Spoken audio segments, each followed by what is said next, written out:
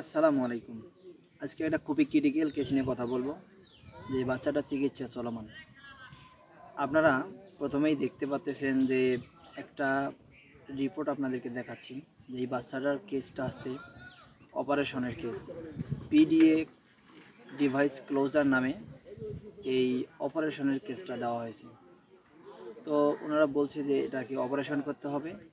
তার হার্টের মধ্যে যে অ্যাওর্টা এবং পালমোনারি আর্টারি থাকে, এই দুটার মাঝখানে তার হচ্ছে ভ্রূণ অবস্থায় যে জড়িত থাকে, রক্তের যে কানেকশনটা থাকে, ঠিক ওই অবস্থায় থেকে গেছে কনজেনিটালি, মানে হচ্ছে জন্মগতভাবে এই সমস্যাটা তার থেকে গেছে। তো এই সমস্যাটার জন্য ডাক্তাররা সাজেস্ট করছেন যে এটাকে অপারেশন করতে হবে, অপারেশন ছাড়া ভালো হবে না। তো সেই কেসটা আমার হাতে আসে, আমি আসলে নিতে চাইনি, অনেক রিকোয়েস্ট করার পর বলছি। আর তার সাধারণ একটা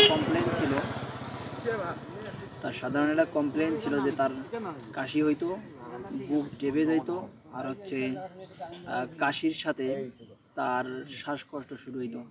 আরেকটা লক্ষণ আমরা খেয়াল করেছি, সেটা হচ্ছে যে বাচ্চাটা হাঁটতে পারে না এখনও, বয়স হচ্ছে 1 বছর 4 মাস।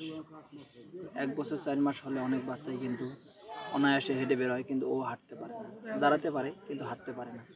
তো সেই ক্ষেত্রে তার বিস্তারিত লক্ষণসমূহ অবশ্যই কালেক্ট করেছি। আমি কালেক্ট করে আমি যে লক্ষণগুলো পাইছি, তার মধ্যে তার মাথায় ঘাম হয়, এই লক্ষণটা পাওয়া গেছে। ডিম তার পছন্দ হচ্ছে, এই লক্ষণগুলো পাওয়া গেছে। আরও আনুষঙ্গিক অনেক লক্ষণেই পাওয়া গেছে। তো সমস্ত লক্ষণগুলো বিচার বিশ্লেষণ করে আমি তাকে গুরুত্বপূর্ণ 2টি মেডিসিন প্রয়োগ করি।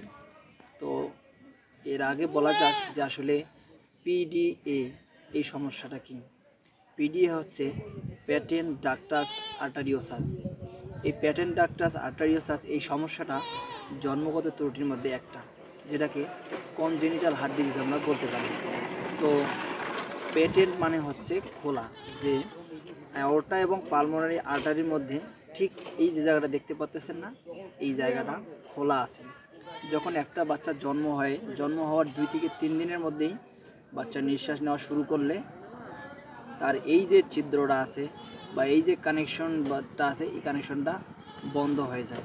কিন্তু এই ক্ষেত্রে হয়েছে কি, বন্ধ না হয়, এটা এখনও খোলাই রয়ে গেছে। তাই এটাকে আমরা কনজেনিটাল হার্ট ডিজিজ বলতে পারি। তো সেই ক্ষেত্রে এখন এটা আমরা কি করতে পারি? তো আমরা যেহেতু সার্জারিতে আমরা যাইনি, আমরা মেডিসিনের মাধ্যমে চেষ্টা করতেছি। তাই তার সমস্ত লক্ষণ নিয়ে ক্যালকেরিয়া অস্ট্রিয়াম মেডিসিনটি দেওয়া হয়েছে। তো 200 শক্তিতে প্রয়োগ করি। আলহামদুলিল্লাহ, পূর্বে মাসে 3 থেকে 4 বার তার কাশি হইতো, বুক চেপে ধরতো, কাশতে কাশতে তার ঘাম ছড়ে যেত শরীর থেকে। পুরো গত ঈদুল আজহায় আমি দিছি 9 তারিখে, এখন অবধি তার কোনো কাশি হয়নি। তাহলে এখন আর এই মাসে আর কোনো কাশি টাশি হয়নি, তাই না? তাহলে গত 1 মাসে কোনো কাশি হয় নাই, সেই হিসাবে আমরা আরও 1 মাস অবজারভেশনে রাখতে পারি। তাহলে বোঝা যাবে যে তার এই হার্টের সমস্যাটা আস্তে আস্তে ভালো হবে। যে হার্টে যে জায়গাটা সমস্যা ছিল ওর, ঠিক আছে, ওই সমস্যাটা আশা করা যায় ইনশাল্লাহ ধীরে ধীরে হয় ওই জায়গাটা বন্ধ হয়ে আসবে। বন্ধ হয়ে গেলে ওর সমস্যা সব ঠিক হয়ে যাবে। তবে 2টা মেডিসিনের মধ্যে আগে আমি এক ডোজ শুধুমাত্র টিউবারকুলিনাম ব্যবহার করেছি।